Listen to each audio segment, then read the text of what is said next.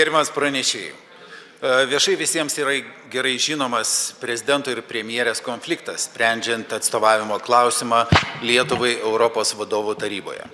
Ar nemanote, kad įpareigojimas Lietuvos Respublikos prezidentui per 3 mėnesius įsikelti į rezidenciją negali būti realizuotas ir dėl techninių kliūčių, pavyzdžiui, kapitalinis rezidencijos remontas, kuris gali užtrukti ilgiau?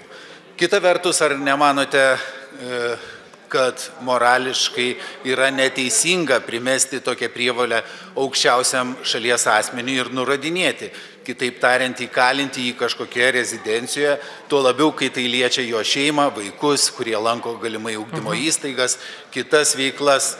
Dar daugiau pasakysiu. Neseniai premjerės ir Seimo pirmininkės atžvilgiu esame priėmę pakeitimus, kurių pasekoje pačios gali nuspręsti dėl apsaugos poreikio. Tai, manau, žymiai svarbesnis klausimas Lietuvai.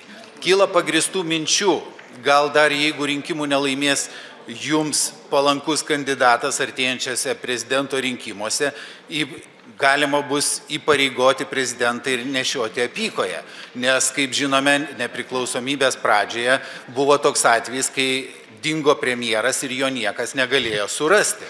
Ar nemanote, kad vertėtų palikti asmeninės ambicijas ir užsiimti realiomis valstybės problemomis, o ne tik tai mėginti visais įmanomais būdais įkasti nemėgstamą valstybės prezidentui? Tai nes čia buvo keli klausimai, tai pabandysiu tada į juos atsakyti. Pirmas, dėl 3 mėnesių gera pastaba, jeigu yra remontas, tikrai galima, jeigu pro pateikimo jisai praeitų, galima komitete numatyti ilgesnį laikotarpį, jeigu tai yra remontas. Tikrai gera pastaba, dėl to tikrai neturėčiau jokių problemų.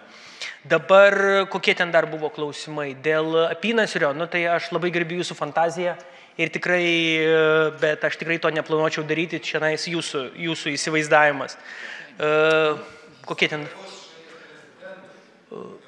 Tai čia yra kaip tik, čia yra valstybė, tai mano pasiūlymas kaip tik ir suponuoja pagarbą valstybės institucijai.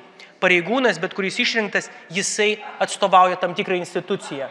Ir čia yra pagarba vienai ir kitai institucijai, kad tas lėšas, kurios tau yra skirtos gyventi rezidenciją, aš tikrai nepavadinčiau rezidencijos kalėjimu, kaip jūs suponuavote, man toks įdomesnis apibūdinimas, tai šiuo metu kiekvienas pareigūnas, kuris išrinktas, jis gauna tam tikras teisės ir tam tikras pareigas. Viena iš tų pareigų, mano įsitikinimu, yra laikytis valstybės institucijų, tos valstybės, kurį jį išrinko, kad jisai laikytųsi tam tikrų žaidimo taisyklių. Tai jeigu valstybė saugo jį ir tai yra įsipareigojimas ir valstybės, tai jisai irgi turi eiti žingsnį, tiek jisai, tiek ministras pirmininkas turi eiti žingsnį link to, kad rasti konsensusą ir kad gyventi tenais, kur valstybė jam išskyrė rezidenciją.